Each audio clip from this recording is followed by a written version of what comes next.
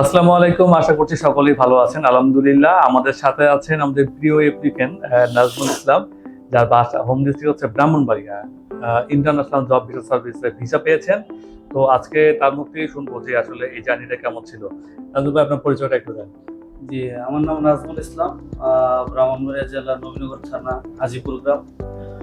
আর academic background কি ছিল আপনার, এটা বলেন। একাডেমিক ব্যাকগ্রাউন্ড আমার ছিল BSc engineer, civil engineer, Uttara IUBAT থেকে করা। আচ্ছা, আর ভিসা হাতে পেয়ে কেমন লাগছে আপনার? এটা ভাষায় বলার মতো না, আসলে দীর্ঘ অপেক্ষার পর এটা পাওয়া।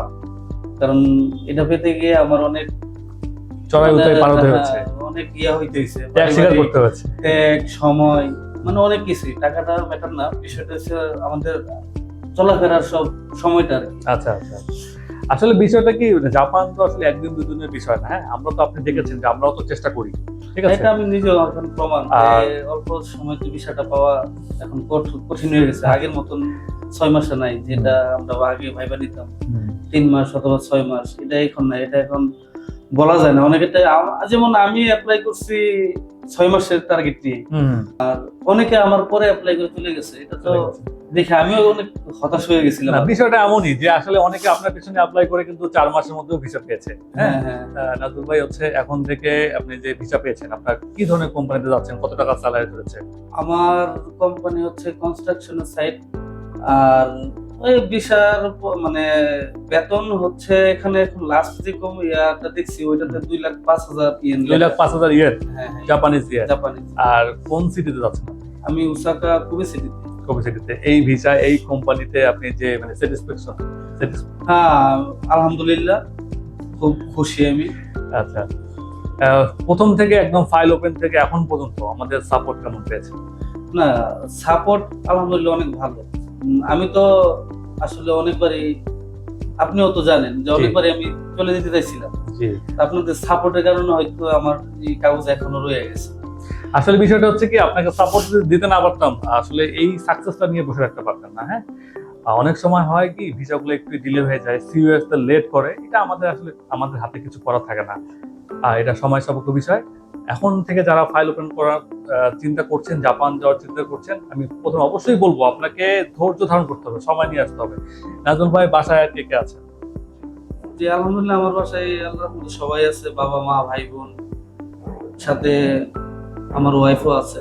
আচ্ছা, ভাবিকে নেওয়ার, জাপানে নেওয়ার কি পরিকল্পনা আছে? হ্যাঁ, ইনশাল্লাহ আছে। কারণ ভালো একটা লাইফ লিড করতে গেলে অবশ্যই আমার সঙ্গীকে পাশে রাখতে হবে। জি, অবশ্যই। ওইটা আসলে সময়ের ব্যাপার। এখন আপাতত যাই, তো দেখা গেছে এটা পরে যাওয়া যাবে, সমস্যা নেই। কোম্পানির রুলস 6 মাস পরে নেওয়া যাবে, তো এটা খুব অল্প সময় আমার মধ্যে।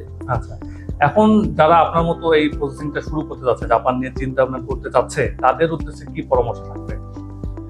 যারা জাপান যেতে চায় তারা আসলে দেরি না করে ফাইল সাবমিট করে দেওয়া উচিত। যেহেতু একটা সময় ব্যাপার স্যাপার আছে, এর ভিতরে অনেক কিছু হয়ে যায়, মানে লং টাইম। মন দেখা গেছে এখন যদি অ্যাপ্লাই না করে আবার 2 মাস পর, 3 মাস পর, 6 মাস পর মন চেঞ্জ হয়ে যাবে, তখন সে আর কিছু মানে করার সুযোগ পাবে না। তো দেখা গেছে যদি জাপান যাওয়ার ইচ্ছা থাকে তাহলে ফাইল সাবমিট করা উচিত আমার মতে। যেমন আমি এটা দেরি করি নাই, কিন্তু আমি দেরি করি নাই, তা আমার প্রসেসে দেরি হয়েছে। আচ্ছা আচ্ছা, আপনার ভাষাগত দক্ষতা কি আছে? আমার ভাষার দক্ষতা N5। N5। যারা জাপান যেতে চান তাদের জন্য একটাই পরামর্শ থাকবে, আপনার ভাষাটা অবশ্যই শিখে যাবেন। হ্যাঁ, নাজুল ভাইয়ের জন্য দোয়া করবেন, সে যেন জাপানে যে তার স্বপ্নটাকে সফলতায় আনতে পারে, দেশের জন্য কিছু করতে পারে, দিন শেষে তার পরিবারের জন্য একটা ইকোনমিক সাপোর্ট দিতে পারে, আমাদের দেশের জন্য কিছু করতে পারে। এই আপনার কাছে এই এতটুকু রিকোয়েস্ট, তার জন্য অবশ্যই দোয়া করবেন। নাজুল ভাই হচ্ছে সবার জন্য দোয়া চাই। হ্যাঁ, আল্লাহর রহমতে সবার কাছে আমি দোয়া চাই, কারণ আমি খুব স্ট্রাগল করে আজ এই পর্যন্ত আসছি। সবাই দোয়া করবেন আমার জন্য, আর আমিও আল্লাহর রহমতে যারা যেতে চান সবার জন্য দোয়া করবো মন থেকে। অবশ্যই, অসংখ্য ধন্যবাদ। আর যারা এই ভিডিও দেখছেন, জাপান নিয়ে পরিকল্পনা করছেন, তাদের জন্য আমার উপদেশ থাকবে বা গাইডলাইন থাকবে, তারা আপনারা যান বা না যান, আমাদের কনসালটেন্সি ফার্মটা করে যান। আপনাদের কাছে আপনি সঠিক গাইডলাইনটা পাবেন। হ্যাঁ, এছাড়াও আমাদের প্রতি সপ্তাহে অনলাইন সেমিনার থাকে, এই সেমিনারগুলো জয়েন করলেও আপনি জাপান সম্পর্কে সকল গাইডলাইন আমাদের কাছে পাবেন। আমাদের অ্যাড্রেস হচ্ছে মিরপুর 11 210 নম্বর পিলার, আইএফএসি ব্যাংকের 5ম তলায়। সকলেই ভালো থাকবেন। আসসালামু আলাইকুম।